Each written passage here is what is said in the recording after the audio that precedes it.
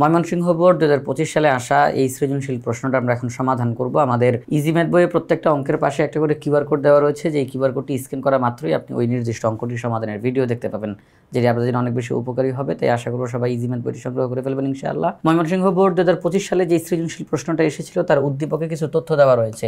যেমন এখানে বলা হয়েছে f of x equal to sin x, a equal to cosec theta minus 1, b equal to cosec theta plus 1। এই তিনটা তথ্য আমাদের এই প্রশ্নটার উদ্দীপকে দেওয়া রয়েছে। ক খ গ তিনটা প্রশ্ন রয়েছে, আমরা ধারাবাহিকভাবে সবগুলো প্রশ্নেরই সমাধান করব। এখন শুরুতে ক নাম্বার প্রশ্নটা সমাধান করি। এখানে বলা হয়েছে 3b ইকুয়াল টু 2√3 প্লাস 3 হলে 10b এর মান নির্ণয় করো। অর্থাৎ 3b ইকুয়াল টু 2√3 প্লাস 3 হলে 10b এর মান নির্ণয় করো। তাহলে এখানের মধ্যে আমরা যদি এই অঙ্কটার সমাধান করতে যাই, তাহলে সেই ক্ষেত্রে আমরা লিখলাম 3b ইকুয়াল টু 2√3 প্লাস 3। তাহলে এই যে b এর সামনে যে 3 গুণ আকারে রয়েছে, এই 3 ওই সাইডে গেলে ভাগ হয়ে যাবে। তাহলে b equal to 2√3 plus 3 divided by 3। এখন দেখেন দুই দিকের একদিকেও কিন্তু 10 নাই। কি নাই? 10 নাই। কিন্তু আমাদেরকে কিন্তু বলছে 10b এর মান বের করার জন্য। কার মান? 10b। তাহলে এই b এর সাথে 10 দরকার।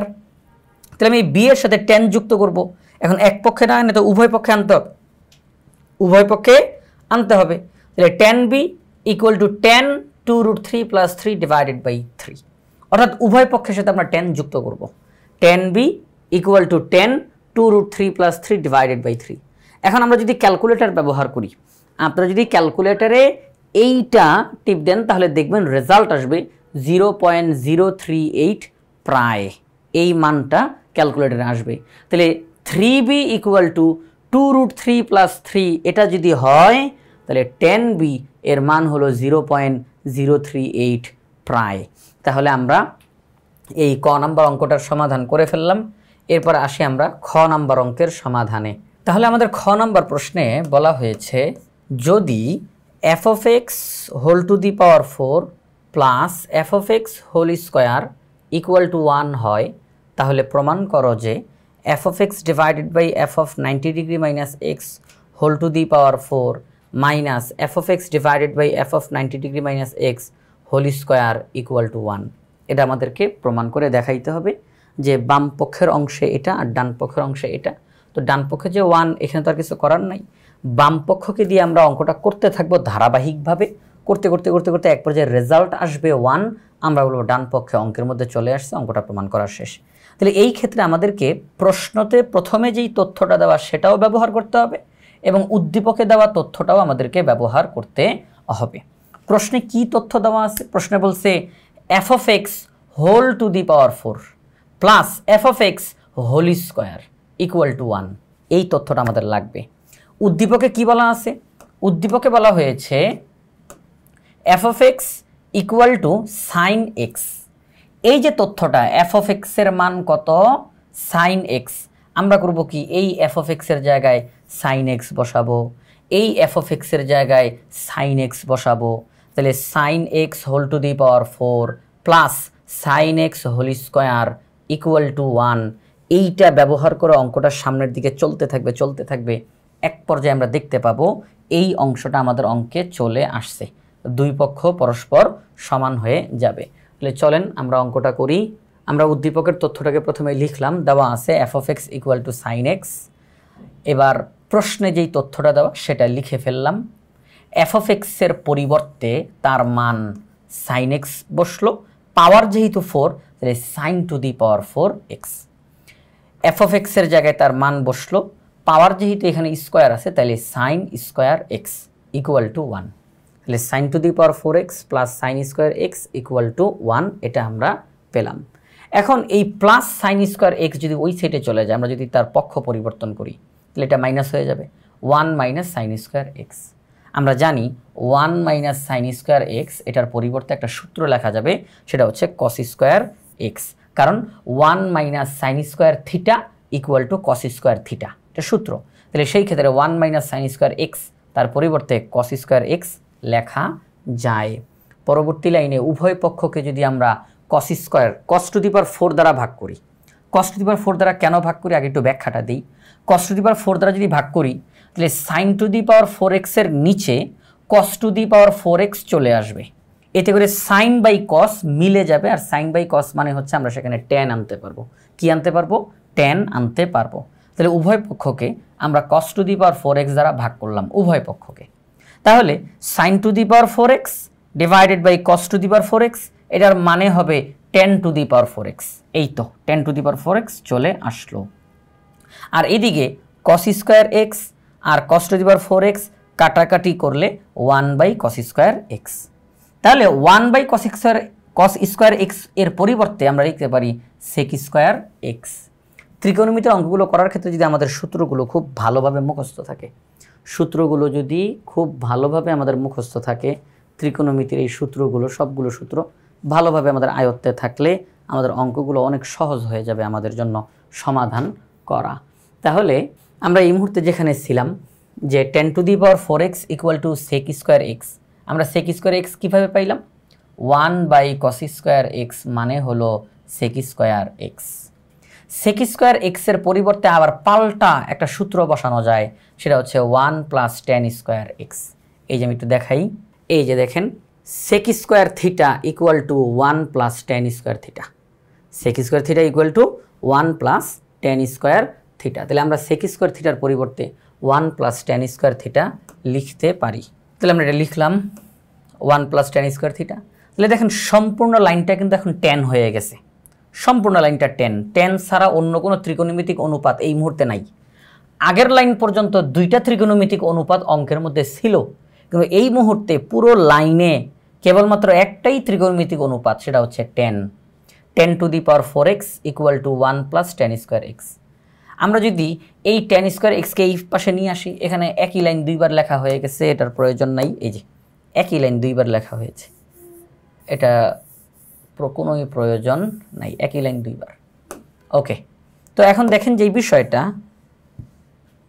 আমরা যদি এই যে প্লাস tan স্কয়ার x কে এই পাশে নিয়ে আসি তাহলে minus tan square x, tan to the power 4x minus tan square x equal to 1। আচ্ছা, tan to the power 4x এটাকে ভেঙে লেখা যায়, আমরা জানি যে tan মানে হচ্ছে sin বাই cos, তাহলে tan to the power 4x তাহলে sin to the power 4x divided by cos to the power 4x। এখানে tan এর পাওয়ার যত, sin এর পাওয়ার তত হবে, cos এর পাওয়ার তত হবে, কারণ মূল বিষয়টা কি? tan equal to sin by cos, tan theta equal to sin theta by cos theta. তাহলে tan এর পাওয়ার যদি 2 থাকে, sin এর পাওয়ার 2, cos এর পাওয়ার 2, tan এর পাওয়ার যদি 4 থাকে, sin এর পাওয়ার 4, cos এর পাওয়ার 4। এই কাজটাই এখানে হবে। tan to the power 4x তাহলে তার পরিবর্তে sin to the power 4x divided by cos to the power 4x। এখানে আবার স্কয়ার আছে, tan স্কয়ার x, তাহলে এটার পরিবর্তে লেখা যায় sin square x divided by cos square x। Okay, এখন দেখেন আমরা যেহেতু পাওয়ার মিলে গেছে, সাইনের পাওয়ার যত cos এর পাওয়ার তত, তাহলে আমি পাওয়ারটাকে বাইরে লিখতে পারি একবারে। যেমন এই যে যদি এরকম থাকে যে a square divided by b square, আচ্ছা আমি কি তাহলে লিখতে পারি না a by b whole square?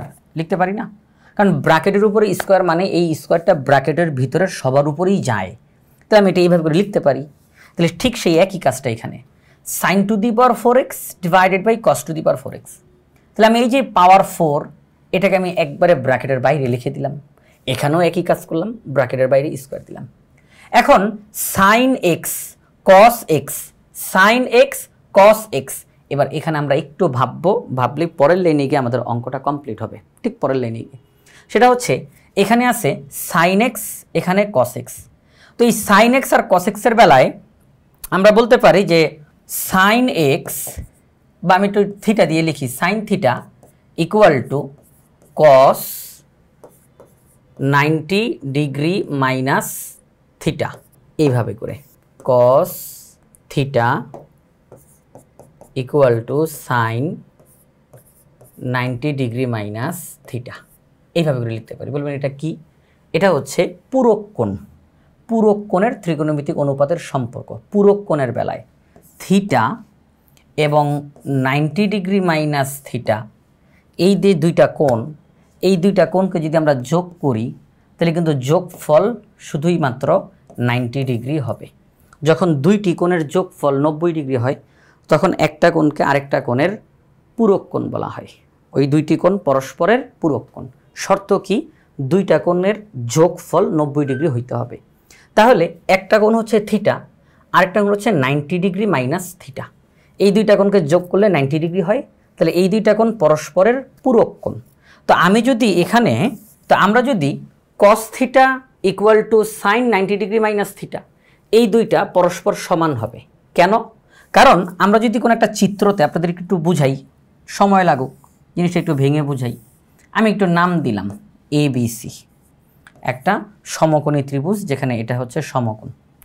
আমি যদি বলি যে এটা হচ্ছে থিটা কোণ, এমনি জাস্ট এটা থিটা কোণ, তাহলে এটা যদি থিটা কোণ হয় তাহলে এটা হবে 90 ডিগ্রি মাইনাস থিটা, ঠিক না?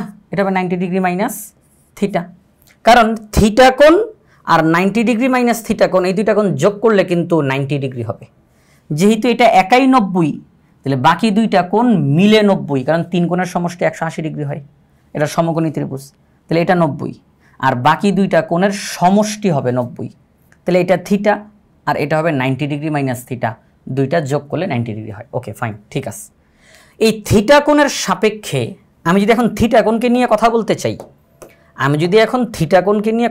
চাই, তাহলে তার বিপরীত বাহুটা হচ্ছে লম্ব আর এটা হচ্ছে ভূমি।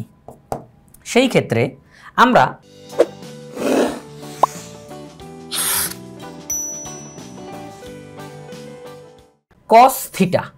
কস থিটার ক্ষেত্রে কি সূত্র ব্যবহার করতে পারি? ভূমি বাই অতিভুজ।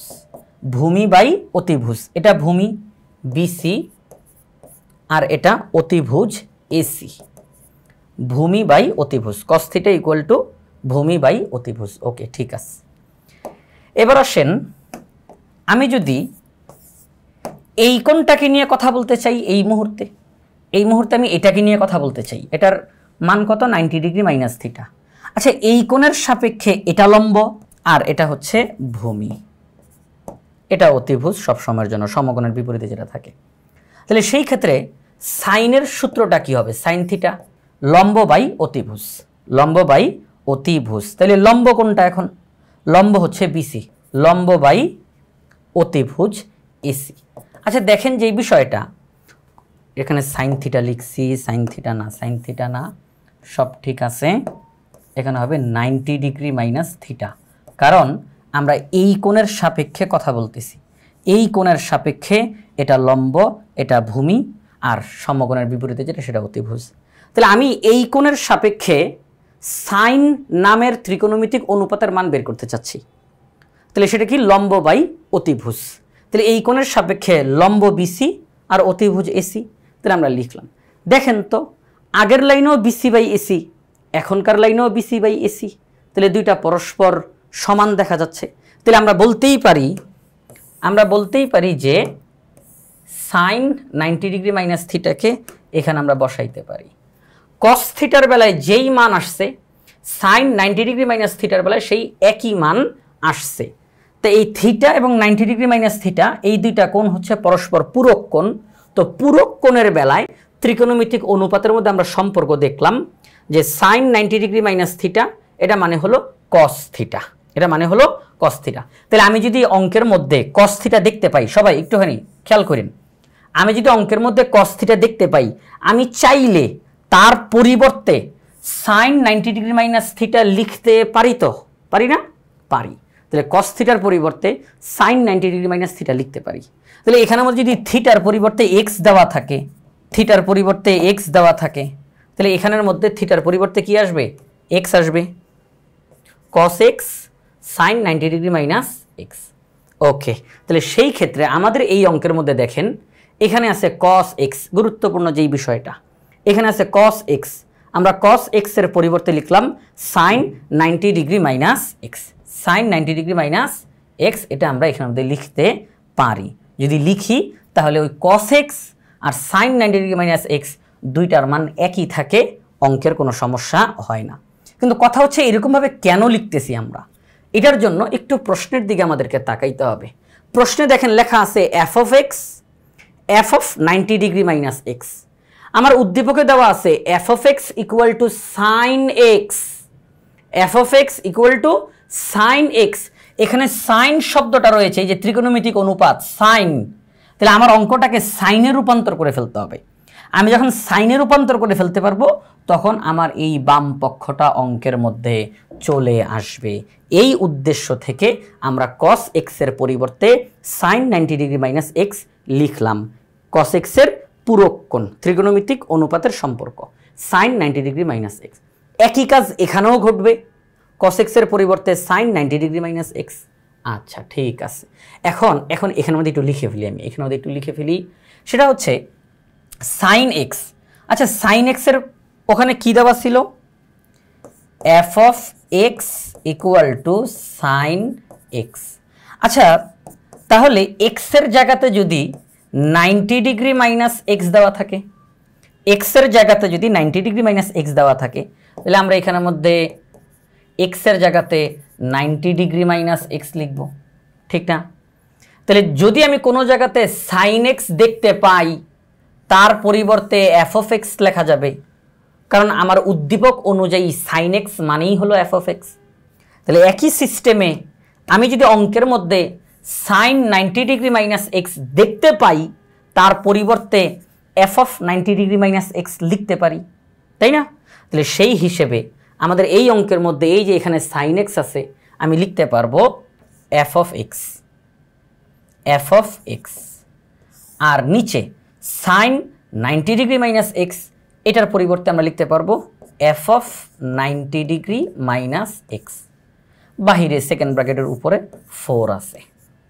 এখানেও আসি, একই কাজ, sin x তার মানে f of x, sin 90 degree minus x তার মানে f of 90 degree minus x, ব্র্যাকেটের বাহিরে স্কোয়ার ইকুয়াল টু 1।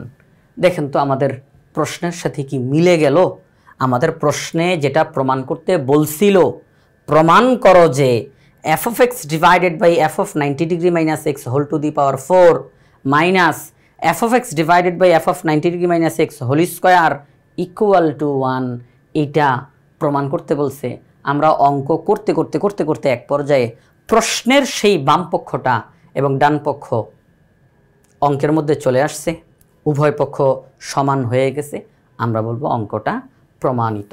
এখানে তো মূলত আমাদের বুঝার যেই বিষয়টা ছিল সেটা হচ্ছে এই যে cos x এর পরিবর্তে sin 90 ডিগ্রি মাইনাস এক্সটা কীভাবে করে আসলো।